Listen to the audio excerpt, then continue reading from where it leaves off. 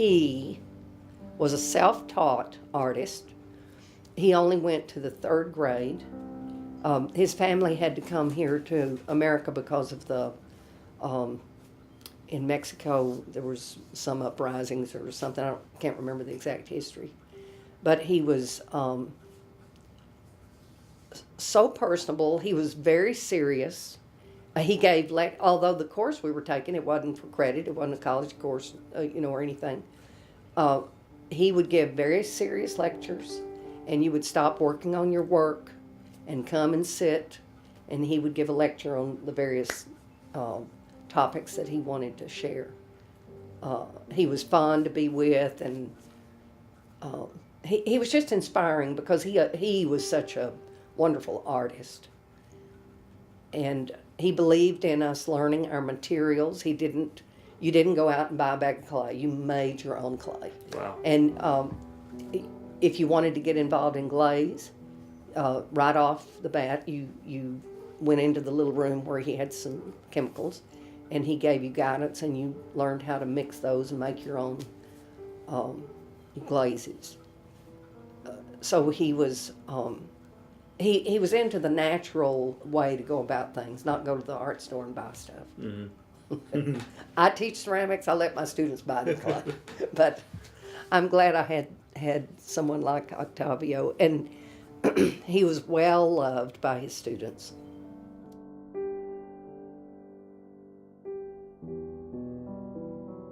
But here's the thing, Dr. Kelpie didn't drive. He had a accident that affected his neck a little bit before he came to Commerce, when he was younger, and he made a decision not to drive. So he lived on the campus in housing. It wasn't like a dormitory, but it was apartment housing that students lived in. He lived in a real small little place. I went there several times. He had, my friend Bob Nunn and I went. He had fixed dinner for us and stuff.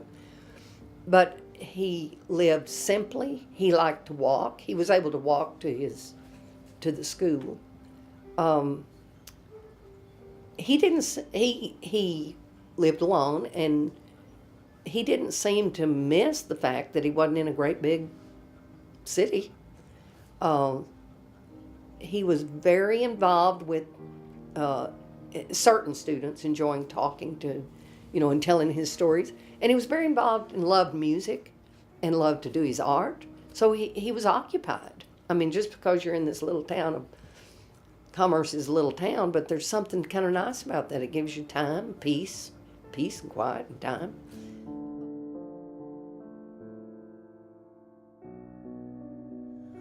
First of all, he was very handsome. I was a young junior, senior, so he was real debonair and real handsome. Wonderful artist. His art was on view right there at the Dallas Museum. You could go upstairs. I think the classes were downstairs. Go upstairs and see his work. He was real serious. Again, that was a class that everybody in it were high school students that had a scholarship from their high school, were appointed to be in the class. He gave us assignments. It'd be a Saturday. And so he would give us an assignment. He'd say, next Saturday, I want you to come back, and I want you to have your sketchbook filled with, I want you to do 10 drawings, totally abstract, not objective. Just, I want you to make arrangements on the page. No subject matter, just, different shapes and things. And, but what he was teaching was painting. But he introduced a lot about design. The other thing about Chapman was he was very concerned and interested in all of us individually. He got to know us. There's probably 8 or 9 students. Is a small class. I remember at the time,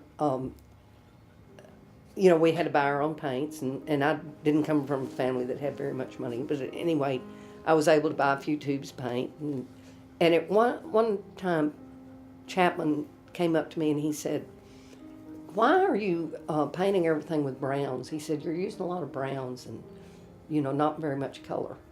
And I said, well, those are the only colors I have. He thought there was some, ulterior motive. But I'm telling you that because that's the kind of, interest. Yeah. He was very interested. He was a very, very good teacher. Mm-hmm.